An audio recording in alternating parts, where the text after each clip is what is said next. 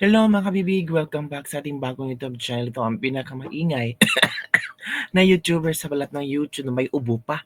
Ako si Kabibig, maglepag-lepag na dyan with evidence na ko po. Dahil sa ibinulgar ni Pangulong Duterte at Congressman Ungab sa mga blankong papeles sa BICAM report, ay tila yata marami ang umiksena. Tila yata nag-iba ang ihip ng hangin. Nako si Raul Manuel. So far, si Raul Manuel lang ang tanging kongresista na nagsalita na nakita niya ang BICAM report na may mga blanco. Aside from Congressman Ungab, di ba? Pero yung iba, tahimik lang. Sabi ng iilang netizen, trinidor ni Raul Manuel si Martin Romualdez at Zaldico. Baka daw hindi nabusalan ang bibig ni ni Raul Manuel. Nako kabibig, kumampi nga ba si Raul Manuel kay Pangulong Duterte at tatalikuran na niya ang Makabayan Black? Naku mga kabibig, kaya nga super exciting itong mga nangyayari ngayon. Kasi malalaman talaga ng sambayanang Pilipino kung sino ang traidor na politiko, politikong mahilig magnakaw, politikong mahilig mabusalan ang bibig kaya tahimik lang, at ang mga politiko na nakafocus sa sambayanang Pilipino at ayaw magpagamit ang plastic na mga politiko. Marami nang nakikita na ang ng mga tao kung sino itong mga politiko na traidor, pa-deny-deny, at user, mga kabibig. Kaya eto mga kabibig in fairness naman kay Raul Manuel, hindi siya nasisinungaling, di ba? Talagang kung ano ang gustong ilaban ni Raul Manuel, ilalaban talaga niya. Oo, mga kabibig. Talagang maninindigan siya kung ano sa tingin niya ang tama. So eto mga kabibig ang video kung saan talagang si Raul Manuel talagang nag-share sa kanyang nalaman at hindi niya pinagkakait sa mga tao kung ano ang kanyang nalaman. Di ba? Ito na kabibig, i-share natin Sasabi ngayon na may blank items na sa BICAM report sa pambansang pondo. Pero giit ng mayorya, wala naman talagang anomalya. Narito ang agenda report ni Zandro Ochona. Tila may katotohanan ang paratang ni Davao City Representative Isidro Ungab at dating Pangulong Rodrigo Duterte. Tila may katotohanan. Naku po. Representative Manuel may nakita raw ng mga blankong alokasyon sa BICAM report. Kaugnay sa ipinasang 2025 national budget na may mga blankong alokasyon sa ilang ahensya ng pamahalaan. Nang busisiin kasi ni Kabataan Party List Representative Raul Manuel ang ipinadala sa kanilang kopya ng BICAM report, 12 blankong item ang kanyang napansin. Very disappointing. 12 blankong papel. O take note may specific number si Raul Manuel, 12 blankong papel.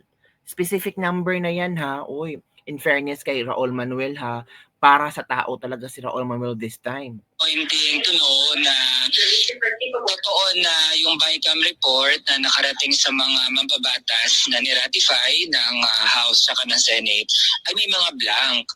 Totoo totoo kung ano yung na-receive ng mga kongresista ay may blank talaga. Actually, maliban pala sa maraming mga binanggit nating dahilan kung bakit tayo nag-manifest ng ating pagtutol doon sa BICAM report, meron pa palang ganitong dagdag na anomalya doon sa niratify na budget. Kabilang sa mga napansin niyang blanko, 8 ay sa ilalim ng Department of Agriculture Office of the Secretary. 2 sa BIFAR, 1 sa Philippine Coconut Authority, 1 sa National Irrigation Authority, at 2 sa unprogrammed funds. Wow. Ang usapin dito, kung merong mga blank, yung niratify ng House at ng Senate, tapos yung nakarating na sa Pangulo for signature ay wala ng blanks, sino yung nag-fill in the blanks? Tama. Kasi tingin natin na hindi dapat ganun yung mangyari. Lahat ng batas, ang fine print niyan, kahit anong period, number, letter, dapat ay naratify yan ng House at ng Senate. Correct. Bukod sa tanong kung sino ang nag-fill in the blanks, iginiit din ng kongresista na limitado ang maaring gawin ng Pangulo dahil tanging Kongreso lang ang may kapangyarihan na magtakda ng halaga. Hala. Sabi dito, ang Kongreso lang ang may kapangyarihan para magtakda ng halaga. So meaning, isa sa mga kongresista ang nag-fill in the blanks? Kasi tanging may kapangyarihan para mag-fill in the blanks doon ay mga kongresista. So, isa sa mga kongresista ang nag-fill in the blanks? Ang pwede nilang gawin ng presidente ay pirmahan yung budget as a whole, tapos kung meron siyang ilang portions na gustong i-veto or i-qualify, yun lang yung pwede niyang gawin. Pero hindi pwede na yung presidente o kung sino mga staff niya or appointed official yung mag-tinker ng numbers. Correct. Inaaral pa kung ano ang susunod na hakbang kaugnay sa ipinasang pambansang budget.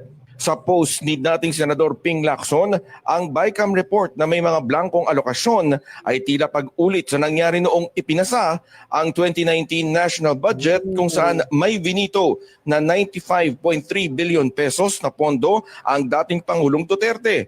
Umalmaan niya ang Senado noon sa ilalim ng pamumuno ni dating Senate President Tito Soto. Ang pagkakaiba ng anya ngayon, tila walang naglakas ng loob na busisiin ang ipinasang pambansang budget.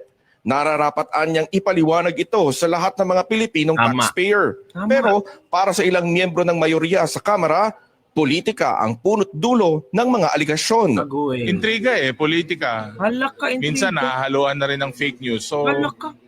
sa tingin ko, hindi naman po fair na yung mga ganong comments na blind approval o blanco na budget yung ina-approve. Hindi po totoo yun at hindi po ganun na magtrabaho yung mga kasama natin. Dito Sabi ni ni Ortega na fake news. So fake news si Raul Manuel.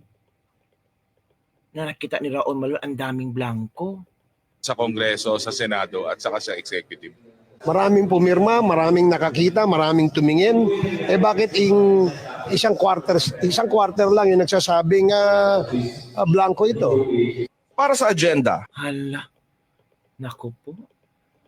Ano sa tingin niyo, kabibig? Parang nakakawindang. Ito kasi ang sinabi ni Raul Manuel. Kita yun naman, di ba? Yan ang sinabi ni Raul Manuel. Sabi niya, mga kabibig, na very disappointing to know na totoo na yung BICAM report na nakarating sa mga mambabatas na ni-ratify ng House at saka ng Senate ay may mga blank. Ang usapin dito, kung merong mga blanks, yung ni-ratify ng House at saka Senate, tapos yung nakarating na sa Pangulo for signature ay wala ng blanks, sino yung nag-fill in the blank? So, totoo. Totoo, mga kabibig. Tapos sinabi ng mga ilang mayorya sa Kongreso na fake news, na imposible yan. Grabe naman kayo. Diba? Naku. Buti pa si Manuel, binusisi niya ang BICAM report ang nagsasabi ng katotohanan. Hindi katulad ng ibang kongresista na talagang may dinipensahan. Halaka. Ngayon na naging tama itong si Raul Manuel. Susuportahan ko to sa kayang adhikain na maitama ang maling ginawa ng gobyernong ito. Ito na, laglaga na sa bawat kakampi. Masaya ito. Malalaman mo talaga kung sino ang para sa tao at kung sino ang para sa bulsa na kanilang mga politiko. Tanungin mo ngayon kung sino talaga ang mga tambaluslos. Sino kaya ang nag-fill in the blanks? Ang may kapangyarihan dyan ay ang Kongreso. Sino sa mga kongresista? Ito pa. May blanco sa BICAM, syempre kasamahan mo sa House of Representatives ang nag-fill in the blanks. At kung may blanco pa rin sa GAB, syempre executive ang nag-fill in sa blanks. Kaya ang GAA 2025 malinis na walang blanco. Si Sara na naman ang pagbentangan nito. Alam niyo naman, pag may konting kibot, ang mga Duterte ang may kasalanan. Kaya pala may isa ng subibat at may health condition daw. Di ba si Zaldico? Oo. If you try to connect the story, di ba, si Zaldico pina-resign or nag-resign, tapos may health concern o malis. Tapos sumabog itong issue na to tungkol sa BICAM report. May reaction ba si Zaldico? Wala, kasi may health concern. Si Martin Romualdez, may reaction ba? May statement ba? Wala, tahimik lang. Sino ba ang nagsasalita ngayon? Yung mga alipores ni Martina, fake news yan, huwag kayong maniwala, ganito, ganyan, hindi mayayari yan. Kasi ang House of Representatives, tinignan talaga kung ano ang dapat gawin, kung ano ang dapat ilagay doon. 'Di ba? Kung titingnan mo lang, parang there's something that is brewing right now. Nakita naman ni Madam Amy yan, kaya din siya pumirma, marami daw blanco. So it means si Amy Marcos sinungaling, Chis Escudero, si Amy Marcos ba sinungaling, si Raul Manuel sinungaling, kasi Duterte ang nagsalita. Sana kung kaduda-duda itong ginawa ni Congressman Ungab at Duterte, kung walang mga politiko ang nagsasabing merong blanco. Amy Marcos nagsabing may blanco kaya hindi pumirma. Bato de la Rosa, itong si Raul Manuel nagsabing may mga blanco. Yung ibang hindi pumirma, pwede naman kayo magsalita eh. Baka yung iba takot lang. O kumusta naman si Grace po, nagsalita na ba? Wala. May explanation ba si Grace po na, mali yun, may ganito, ganyan? Wala rin, 'di ba? Kaya, pilit nilang pinapatay ang istoryang ito para matabunan ng mga mabibigat na istorya, kaya binuhay ang Quadcom. Sabi ng ilan netizen, kahit bubuhayin nyo pa, kahit i-contempt nyo pa si Grijaldo, hindi talaga mawawala sa isip ng mga tao itong BICAM report kasi pera ng taong bayan to. Ito ang dapat imbestigahan ng House of Representatives kung sino ang nag-fill in the blanks kasi mapasama ang kanilang imahe. Baka ang mga tao magdududa na kung talagang merong ganito ganyan na trabaho nila. Sana kinuhan mo ng pic para ebidensya mo tunay Representative Manuel. Baka sumakay ka lang sa patibong ni Digong daw. Naku, grabe naman. Fake news talaga itong si Digong. Digong talaga ang nagbibigay problema sa gobyernong ito. Yan ang sabi ng mga ilang netizen. Grabe naman.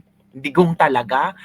Kasalanan daw Digong. Buti nga meron tayong Digong Duterte na nagsasabi sa atin kung ano ang nangyari sa gobyernong ito. 'Di ba? So hayaan lang natin, lantaran tayong niloloko ng gobyernong ito, lantaran lang nanakaw ang pera natin. Yan ang sabi ng isang netizen na si Eric Jean Lapizan.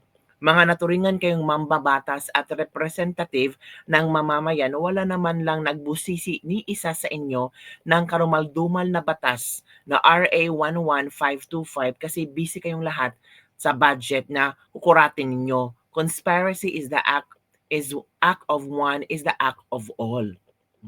Kasamahan mo ang nag-approve niyan. Sige nga, pag mag-hearing ka nga dyan na bumango-bango imahe mo sa taong bayan, edi ikaw ang pumirma. Dito ka tumama sa akin, Raul Manuel. So bali ngayon, yan ang assignment mo, Raul Manuel. Alamin mo kung sino ang pumirma at nag-fill in the blank. Hanapin mo at mag-organize ka ng hearing. Diyan naman kayo magaling at mag-organize na isang komite at bubusihin nyo tulad ng Quadcom. Kailangan madrama rin ha at may pa-side in contempt pa. Okay, lahat ng mga members ng BICAM, sila ang resource persons mo. Okay? Okay lang ba? At ngayon mo sabihin kung sino ang totoong corrupt. O di ba? Nasa organization nyo rin. Sino ba ang nagpapasa ng report? Malamang kayo-kayo lang ang tawag dito, mga kongresista ang nag-fill in the blanks. So, mga kabibig, yon ang mga komento ng ating mga netizen. Ano ang iyong reaction tungkol dito na para yatang, I think si Manuel pro-Filipino to eh. May ipinaglalaban din ito na kung ano ang kanyang tiwala na tama siya. Pero ngayon, parang pinaglalaban niya ang mga Pilipino. Parang naniwala siya na tama ang expose ni Pangulong Duterte at ni Congressman Ungab. Kasi he mentioned maraming blanco. At baka binalikan ulit ni Raul Manuel yung BICAM report at nag-agree siya na may maraming blanco. Diba? Pero bakit yung ibang senador hindi nag-agree? Si Reza Hontiveros, sabi niya walang nakita. Si Win Gatchalian, si Joel Villanueva, sino pa ba? Si JV Ejercito, sabing walang blanco. Pumirma nga sila, walang blanco. Si Chis Escudero, o diba? So, Ano sa palagay niyo, kabibing? Diba? Sana may mga ilang kongresista din ang magsasalita na may blanco or walang blanco para maklaro na lahat, mga kapipig. So yun lang po ang ating latest lebak-lebak for today. Grabe, puro blanco at puro pera ang pinag-uusapan ng Pilipinas ngayon. Kasi may hirap ang panahon ngayon eh. 'Di ba? So yun lang po mga kapibig. Don't forget to like, subscribe, and share this video para sa mga latest trending news na ating pag-uusapan. Bye everyone. See you next time.